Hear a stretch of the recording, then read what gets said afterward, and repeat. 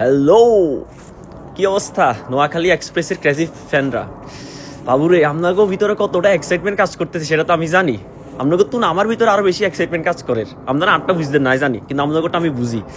Anyways, এখন কথা হইতেছে, আপনারা কি মনে করছেন নিলাম পর্যন্তই শেষ? কেন না, নিলাম পর্যন্ত শেষ ন, এখনো কিন্তু বিগ বিগ সাইনিং আসতেছে, বুঝছেন নি? এতগুলো কথা চলের। তো আপনারা দোয়া করতে থাকেন যাতে করে আমরা যাদেরকে চাইতেছি তাদেরকে যেন পাই, ঠিক আছে নি? আর মেন্টর হিসেবে আপনারা কারে চান?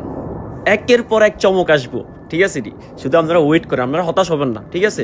যেহেতু আমরা প্রথমবারের মতো বিপিএলে আসছি, অ্যাটেন্ড করছি, আমরা খেলাটা এনজয় করি।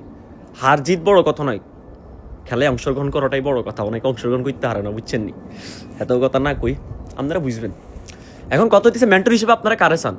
আপনারা আমার মতামত জানান। ইতিমধ্যেই কিন্তু আমরা একজনের সাথে কথা বলতেছি, এতে কিন্তু লিজেন্ড, সেরা ব্যাটসম্যান, টি-20, টেস্ট, ওয়ানডে, তিনটা ফর্মেটে কিন্তু সেরা ব্যাটসম্যান। আপনারা গেস করেন কে হইতে পারে?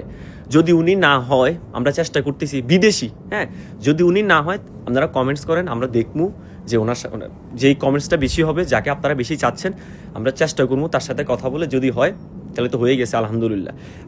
আপনাকে সাপোর্ট লাগবে নোয়াখালী এক্সপ্রেসের জন্য। আমি এটা আপনাদেরকে শুরু থেকে বলতেছি, আপনারা হতাশ হবেন না, আপনারা খেলাটা এনজয় করবেন। আমাদের নোয়াখালীকে আমরা প্রেজেন্ট করতে আসছি বিপিএল এর মাধ্যমে।